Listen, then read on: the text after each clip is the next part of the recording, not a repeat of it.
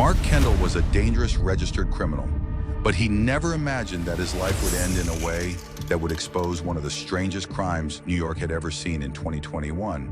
But before we dive into the crime itself, let's go back in time to learn more about who Mark was and who Eva Blake was.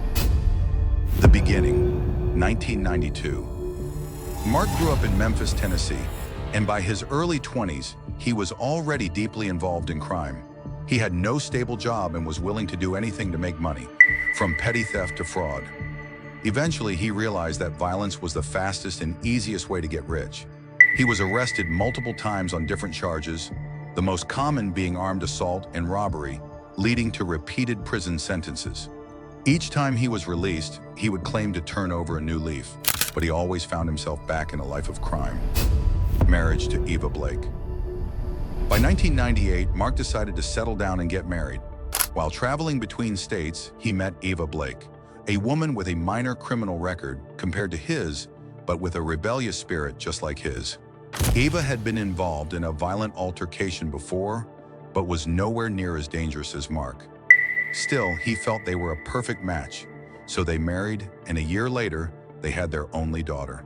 However, marriage and parenthood didn't change their way of life. They had no permanent home and constantly moved between states to evade law enforcement. A new life in the traveling carnival business. When their daughter turned 15, Mark and Eva decided to find a new way to make money, one that would allow them to travel legally.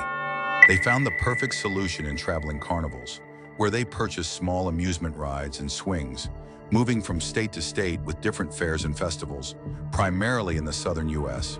During this period, Mark met Ethan Rexler, a 20-year-old from Brooklyn, New York, and offered him a job helping run the carnival rides.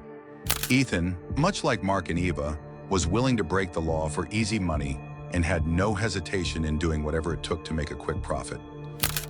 Ethan marries Mark's daughter. When Mark's daughter turned 17, Ethan asked for her hand in marriage. Mark and Eva immediately approved, seeing him as the perfect addition to their world. After the wedding in 2017, Ethan moved to New York City, renting an apartment and working at a local amusement park near his home. Mark and Eva didn't care where their daughter lived or how she was doing. To them, the only thing that mattered was that she was no longer a financial burden. A mysterious phone call. 3 years into the marriage, a sudden phone call in early 2021 changed everything. Ethan called Eva, informing her that their daughter had passed away from natural causes. Mark and Eva didn't bother asking how or why she died. Instead, their only concern was their daughter's apartment and furniture. Moving to New York without hesitation, Mark and Eva traveled to New York. But since Mark was a registered criminal, his movements were discreetly monitored by the NYPD. When they arrived at the apartment, they saw it with different eyes. It was modern, comfortable, and much better than their own living situation. Mark quickly decided they would stay in New York, and he forced Ethan to work with him in the local amusement scene. Ethan, knowing what Mark was capable of, didn't dare refuse. Tensions rise between Mark and Eva. Settling into their daughter's apartment didn't bring peace. Instead, conflicts escalated. Mark insisted on controlling all the money they earned from the carnival business.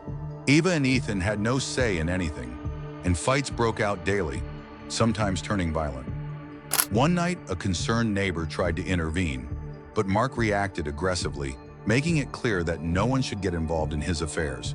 From that day on, the neighbors kept their distance and avoided them completely. For 5 months, life continued like this. Then suddenly, the neighbors noticed that Mark had vanished.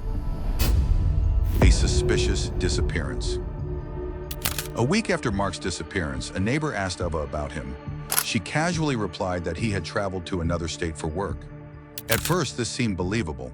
Mark was known to travel frequently, but after a month, the NYPD noticed he had not been seen at any carnival events, which raised serious concerns. Detectives started gathering information and discovered that Mark had never actually left New York.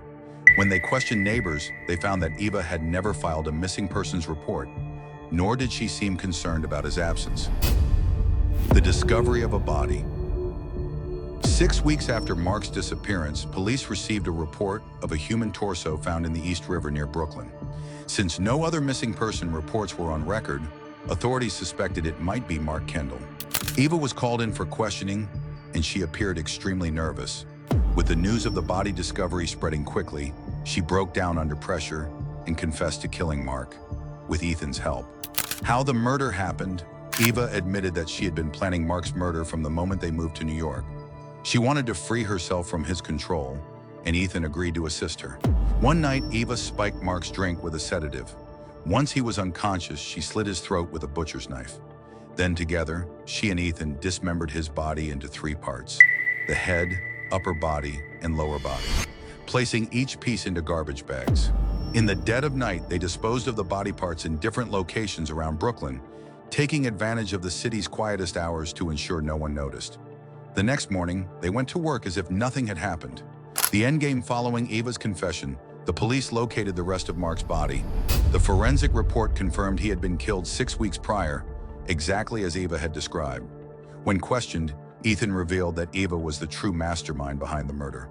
She had manipulated and provoked Mark for years, making sure he always appeared as an aggressive and dangerous criminal to those around them.